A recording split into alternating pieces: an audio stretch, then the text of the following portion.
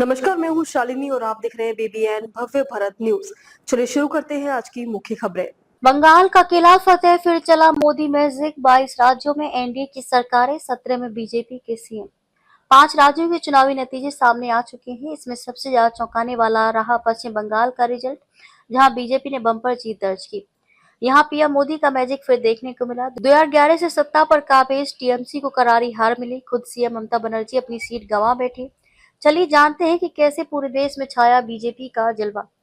13 सितंबर 2013 को हुई बीजेपी संसदीय बोर्ड की बैठक में 2014 लोकसभा चुनाव के लिए प्रधानमंत्री पद के उम्मीदवार के तौर पर नरेंद्र मोदी का नाम घोषित किया गया। तब बीजेपी या एनडीए की देश के कुछ गिने चुने राज्यों में ही सरकार थी।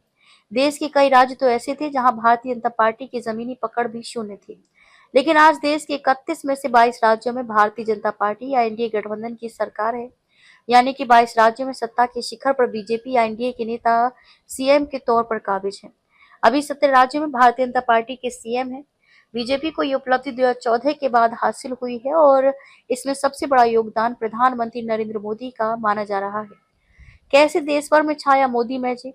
बीजेपी ने देश के कई ऐसे राज्यों में पीएम मोदी के नेतृत्व में राजनीतिक जमीन मजबूत की, जिसके बारे में वे कभी सोचती भी नहीं थी। हिंदी पट्टी के राज्यों के अलावा ओडिशा और पश्चिम बंगाल, ये 2 ऐसे राज्य रहे जहां की सत्ता हासिल करने के लिए बीजेपी को खूब मेहनत करनी पड़ी। ओडिशा में तो भाजपा ने सत्ता हासिल की है। अब भाजपा ने ममता बनर्जी को बंगाल की सत्ता से विदाई दे दी है। ये एक ऐसा राज्य है जहां भाजपा को अपनी राजनीतिक जमीन तैयार करने में कई कार्यकर्ताओं की जीवन की आहुति का दर्द बर्दाश्त करना पड़ा। अभी भारत का पूरा नक्शा भगवा नजर आने लगा है। सुदूर दक्षिण से उत्तर तक, पूरब से पश्चिम तक हर तरफ भाजपा का परचम लहरा रहा है।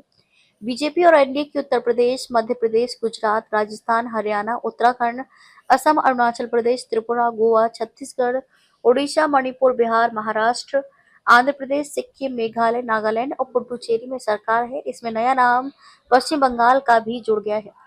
पीएम मोदी की 2014 में प्रधानमंत्री के तौर पर शपथ लेने से पहले के आंकड़े पर नजर डालें तो सितंबर 2013 तक भारत के राज्यों में अगर बीजेपी के विधायकों के आंकड़े को देख लें तो ये 773 थी, जबकि 4 मई 2026 जबकि 5 राज्यों में मतगणना के बाद ये 1798 की संख्या को पार कर गई है।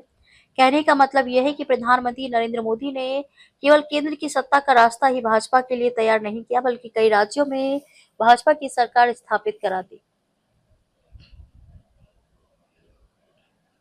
तो अभी तक के लिए इतना ही। मैं शालिनी आपसे विदा लेती हूँ। अगली खबर में फिर मुलाकात होगी एक और खास खबर के साथ। तब तक के लिए बने रहिए बीबीएन भव्य भारत न्यूज के साथ। नमस्कार।